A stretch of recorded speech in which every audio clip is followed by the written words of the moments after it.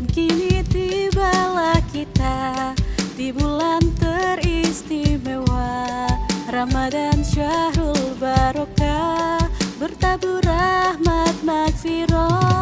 Mari bersiap sedia, lahir batin raga jiwa, bulatkan tekad di dada untuk meningkatkan ibadah. Ramadan tiba, semesta pun menyambut gembira. Sebulan penuh puasa, menahan diri dari lapar dahaga. Janganlah lupa lisan dan laku pun kita jaga. Semoga diri kita jadi pribadi yang semakin bertakwa. Marhaban syahrul siang Ramadan, marhaban syahrul rahmah Ramadan, marhaban syahrul barakah Ramadan, ya sayyidu syukur ya Ramadan. Marhaban syahrul qiyam Ramadan, marhaban syahrul Quran Ramadan, marhaban syahrul maghfirah Ramadan, ya sayyidu syukur ya Ramadan.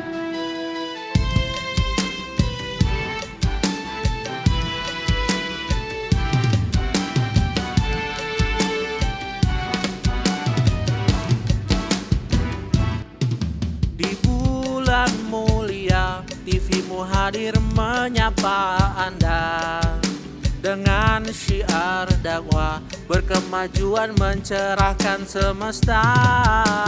Bergembiralah, lingkari hari dengan zikrillah.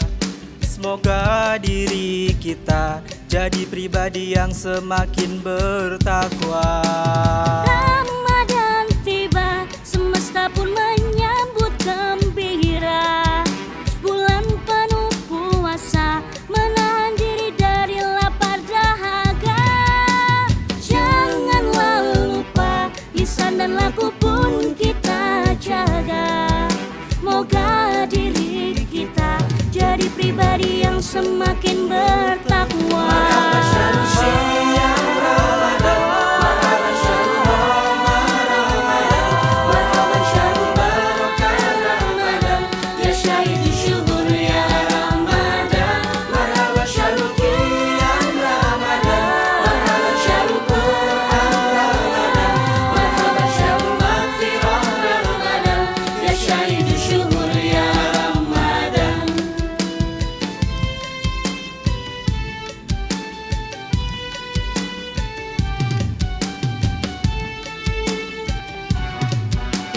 Marhaban ya Ramadan.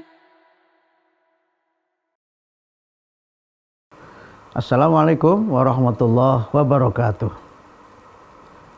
Alhamdulillahirabbil alamin, wassalatu wassalamu ala asyrafil anbiya'i wal mursalin wa ala alihi wa sahbihi ajmain, amma ba'd.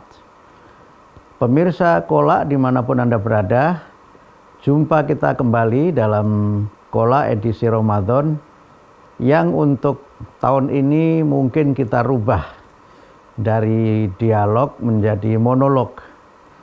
Mudah-mudahan ini tidak mengurangi dan juga tidak menurunkan semangat dan kualitas kita untuk senantiasa meningkatkan wawasan keislaman dan meningkatkan keimanan dan ketakwaan kita kepada Allah. Kali ini kita akan membahas tema tentang beragama itu mudah, atau mungkin lebih ringkasnya berislam itu mudah. Saya akan mulai dari sebuah anekdot, sebuah cerita tentang seorang hamba Allah. Hamba Allah ini seorang pebisnis yang sukses. Seorang pebisnis yang kisah perjalanan bisnisnya juga banyak menginspirasi berbagai kalangan untuk menekuni dunia bisnis. Hamba Allah ini pada masa mudanya sampai masa tuanya memang tidak taat menjalankan ajaran agama. Sering disebut sebagai seorang nominal muslim gitu, atau seorang yang disebut dengan istilah lain itu Islam KTP. Jadi yang Islam itu KTP-nya, orangnya tidak mengamalkan ajaran agama Islam. Tapi dalam situasi seperti itu, istri hamba Allah ini senantiasa berdoa bagaimana agar sang suami ini bisa berubah dan mau menjalankan ajaran agama di saat usianya yang semakin senja.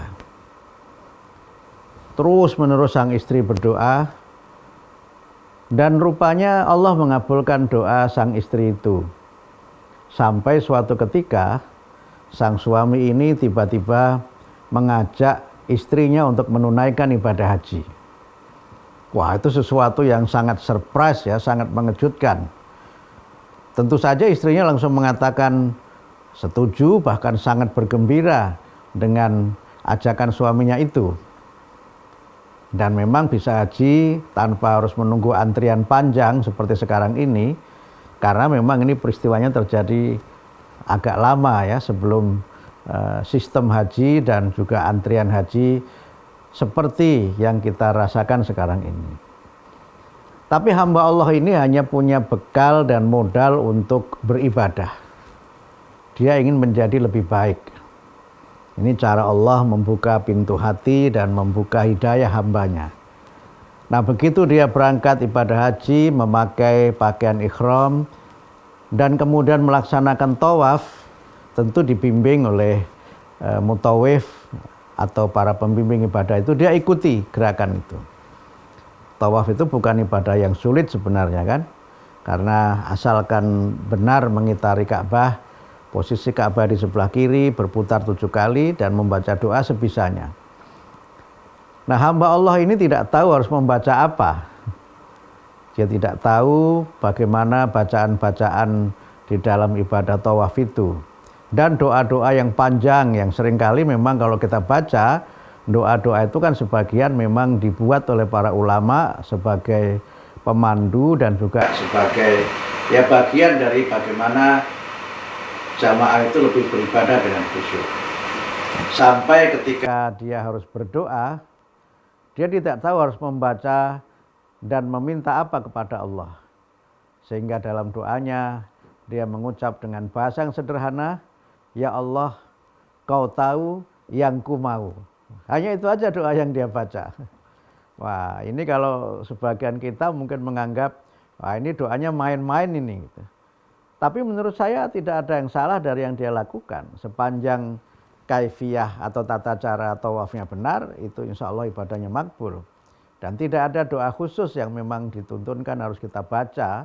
Sehingga ketika hamba Allah ini berdoa, ya Allah kau tahu yang ku mau, ini bukan main-main. Dia memanjatkan doanya dengan penuh kesungguhan, dan dia tidak tahu harus meminta apa kepada Allah, sehingga dia hanya berdoa, ku tahu. Kau tahu yang ku mau. Wah, ini tentu saja sesuatu yang menggambarkan betapa dia sangat ingin menjadi lebih baik, tetapi dia baru memulainya dengan cara dia beribadah haji. Kisah seperti ini mungkin dalam beberapa hal kita temukan. Ketika saya membaca buku tentang riwayat hidup Kiai Haji Ahmad Dahlan, di bagian akhir itu diceritakan banyak kalangan, terutama dari kalangan priyayi Jawa, Budi Utomo pada waktu itu, yang mereka bersemangat dan baru belajar Islam dari Kiai Haji Ahmad Dahlan. Banyak di antara mereka yang tidak fasih membaca Al-Quran. Banyak juga di antara mereka yang tidak menunaikan sholat. Tetapi kemudian setelah mendapatkan pencerahan dari Kiai Haji Ahmad Dahlan, dan kemudian mereka terbuka pikiran dan hatinya, mereka ingin menjadi muslim yang baik, menjadi muslim yang taat. Sampai salah seorang dari mereka bertanya kepada Kiai Haji Ahmad Dahlan, Kiai Dahlan, bolehkah saya sholat dalam bahasa Jawa? Ini menarik pertanyaan ini. Nah, kalau kira-kira pemirsa yang mendapat pertanyaan yang demikian, apa jawabannya? Dan apa jawaban Kiai Haji Ahmad Dahlan terhadap pertanyaan itu, nanti kita bahas pada segmen yang kedua. Pemirsa Kolak dimanapun Anda berada, kembali pada pertanyaan saya di segmen pertama tadi. ketika ada seorang murid Ki Haji Ahmad Dahlan bertanya, "Kiai, bolehkah saya sholat dalam bahasa Jawa?" Kira-kira apa jawaban pemirsa? Saya kira sebagian besar akan mengatakan tidak boleh, sholat itu kan harus dalam bahasa Arab, gitu kan? Tapi jawaban Kiai Ahmad Dahlan di luar dugaan kita. Beliau dengan sangat bijaksana mengatakan boleh sholat pakai bahasa Jawa, tapi terus belajar untuk bagaimana bisa sholat yang benar. Nah, mungkin sekarang kalau itu diangkat, wah ini bisa viral, ini bisa dianggap sebagai aliran sesat karena membolehkan sholat dalam bahasa Jawa. Tapi apa yang dilakukan oleh Ki Haji Ahmad Dahlan itu adalah satu bagian yang menunjukkan bagaimana pintu-pintu menuju kebaikan itu terbuka bagi siapa saja yang ingin berbuat baik. Sehingga karena itu maka ketika seorang murid beliau bertanya, bolehkah sholat dalam bahasa Jawa? Boleh, tapi harus belajar setelah itu. Sebab kalau kemudian nanti dikatakan tidak boleh, harus belajar dulu baru sholat, nah itu nanti dia mungkin bisa jadi berbalik haluan. Dia berbalik 180 derajat dan kemudian tidak mau melaksanakan sholat. Tapi kemudian dengan kebijaksanaan Ki Haji Ahmad Dahlan, muridnya itu mulai melaksanakan sholat, yang penting gerakan-gerakannya benar, kemudian hafalan sholatnya itu dipelajari terus sambil dia melaksanakan ibadah sholat, sehingga akhirnya dia melaksanakan sholat yang benar sesuai dengan sunnah Rasulullah. Dari dua anekdot ini, ada satu hal yang bisa kita pelajari dari sudut pandang ajaran agama Islam. Kalau kita membaca ayat-ayat Al-Quran, disebutkan bahwa Allah tidak menghendaki kesulitan bagi hambanya dalam melaksanakan ajaran agama. Ma ja'ala alaikum fid dini min haraj. Allah tidak menjadikan bagimu kesulitan dalam beragama. Sehingga karena itu maka di dalam ayat Al-Quran juga disebutkan Qul amantu billah tsumastaqim. Yang penting kalau orang itu mau menjadi lebih baik, dia mengatakan dirinya beriman kepada Allah, kemudian istiqomah dengan imannya itu. Dia istiqomah menyempurnakan keislamannya dengan terus beribadah. Tentu tidak harus langsung revolusioner, bisa bertahap. Ketika orang ingin mempelajari Al-Quran, tentu bisa dimulai dari yang sangat dasar. Ya, walaupun sudah berusia di atas 40 tahun atau bahkan mungkin di atas 50 tahun, bisa saja mulai belajar membaca Al-Quran itu dari Iqra, ya, kitab atau buku yang digunakan untuk belajar Al-Quran di tingkat dasar. Tidak apa-apa kita mulai dari situ, yang penting konsisten, yang penting terus-menerus. Dan karena itu maka kalau kita kemudian membaca hadis Nabi yang lain, disebutkan ad-dinu yusrun. Ada juga yang dimulai dengan sebutan innad dina yusrun. Agama itu mudah. Sesungguhnya agama itu mudah. Wala yusaddad dina illa ghalabahu. Dan orang itu kalau berlebih-lebihan di dalam beragama, maka dia akan dikalahkan oleh agama itu. Maksudnya apa? Beragama itu menjadi sangat berat kalau orang memaksakan diri untuk berubah secara sangat drastis, secara sangat revolusioner. Sehingga karena itu maka di dalam kita ini beragama, Islam mengajarkan bahwa Allah itu tidak menghendaki kesulitan. Yuridullahu bikumul yusra wala yuridu bikumul usra. Allah itu menghendaki bagimu kemudahan dalam beragama dan tidak menghendaki bagimu kesulitan dalam beragama. Sehingga karena itu maka Ramadan ini adalah momentum untuk kita berusaha memperbaiki diri. Kita berusaha untuk menjadi lebih baik. Dari misalnya tidak pernah melaksanakan sholat, sekaranglah saatnya kita mulai untuk melaksanakan sholat. Mungkin ada perasaan malu, ada rasa kikuk. Kita merasa ketika datang ke musola, datang ke masjid, beratus-ratus mata seakan-akan menghakimi kita. Ini ada apa ini? Kok tiba-tiba dia rajin ke masjid? Jangan-jangan dia ke masjid ini ya hanya untuk kamuflase saja misalnya. Ada perasaan kikuk gitu. Karena selama ini musola dan masjid itu serasa jauh dengan kita. Tetapi momentum Ramadan ini adalah saat di mana kita berusaha untuk menjadi lebih baik lagi. Untuk menjadi lebih baik bisa dimulai dengan tekad untuk berubah. Ini yang saya kira penting. Sehingga karena itu maka kalau kita ingin menjadi lebih baik, kita harus bertekad, saya harus berubah menjadi lebih baik. Kalau selama ini tidak pernah sholat sama sekali, mari kita mulai sholat. Mungkin kalau masih malu ke masjid, masih malu ke musola, bisa memulainya di rumah. Bisa belajar dari siapa saja. Tidak ada kata terlambat untuk belajar. Kalau tadi saya contohkan kita tidak bisa membaca Al-Quran dan ingin bisa untuk membacanya, kita bisa belajar dari hikmah mengapa Allah itu mewahyukan Al-Quran kepada Rasulullah Muhammad ketika beliau berusia 40 tahun. Tidak usah diperdebatkan 40 tahun ini usia apa ini, batas usia menjadi presiden atau wakil presiden atau menjadi nabi atau tidak. Tapi kita ingin menangkap dari sisi yang lain. Kalau Rasulullah menerima wahyu di usia 40 tahun, berarti beliau baru belajar membaca Al-Quran pada saat beliau berusia 40 tahun. Maknanya apa? Jangan pernah merasa tua untuk belajar. Jangan pernah merasa terlambat untuk menjadi lebih baik. Mulailah dari hal yang kecil yang bisa kita lakukan. Yang penting kita konsisten, kita istiqomah. Walaupun mungkin bacaan Quran kita belum fasih, tidak apa-apa. Tetapi kita harus berusaha untuk memperbaiki, berusaha meningkatkan. Tidak apa-apa kita merasa dalam tanda petik dihakimi orang yang melihat kita tiba-tiba ke masjid, tiba-tiba ke musola.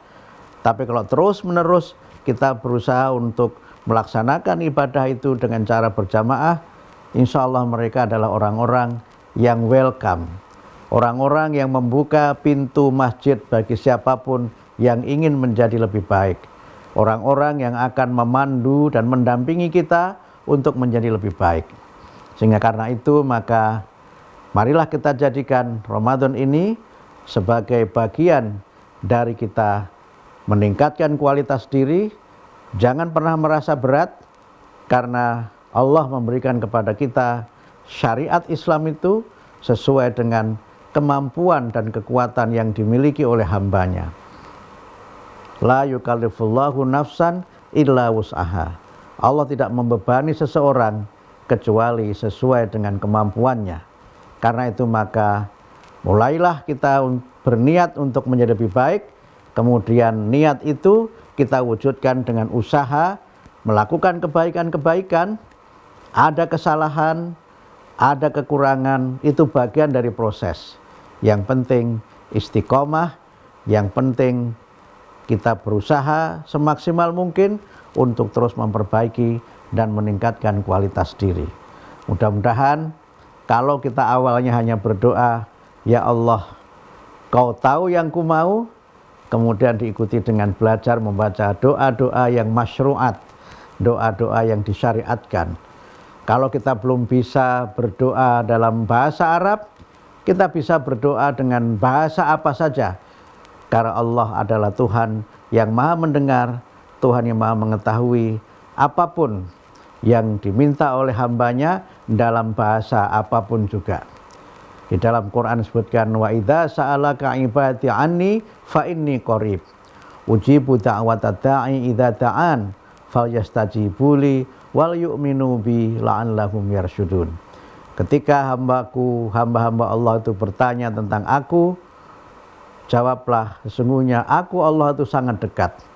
Allah akan mengabulkan doa-doa hamba Allah yang berdoa apabila mereka senantiasa berdoa memohon kepada Allah. Tapi kemudian kuncinya yang berikutnya, hendaknya mereka juga mematuhi apa yang diperintahkan oleh Allah, dan mudah-mudahan mereka termasuk hamba-hambanya yang mendapatkan petunjuk, hamba-hambanya yang senantiasa berada pada jalan yang benar. Mudah-mudahan bermanfaat. Nasrun minallah wa fathun qarib wa basyiril mu'minin. Wassalamualaikum warahmatullahi wabarakatuh.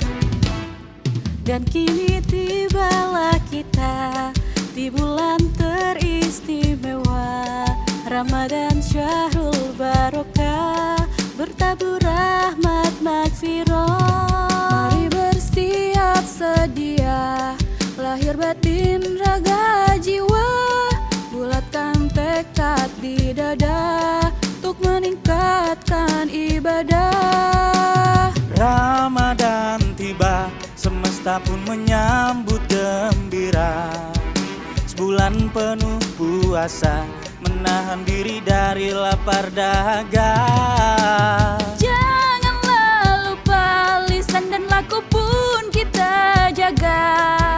Semoga diri kita jadi pribadi yang semakin bertakwa. Marhaban syahrul siam Ramadan, marhaban syahrul rahmah Ramadan, marhaban syahrul barakah Ramadan, yastaridu syukur ya Ramadan, marhaban syahrul qiyam Ramadan, marhaban syahrul Quran Ramadan, marhaban syahrul maghfirah Ramadan, yastaridu syukur ya Ramadan.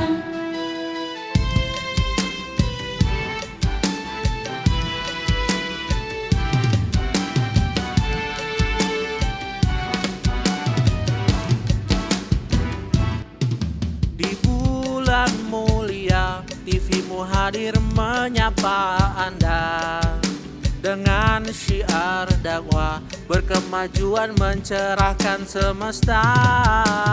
Bergembiralah, lingkari hari dengan zikrillah. Semoga diri kita jadi pribadi yang semakin bertakwa. Ramadan tiba, semesta pun menyambut gembira.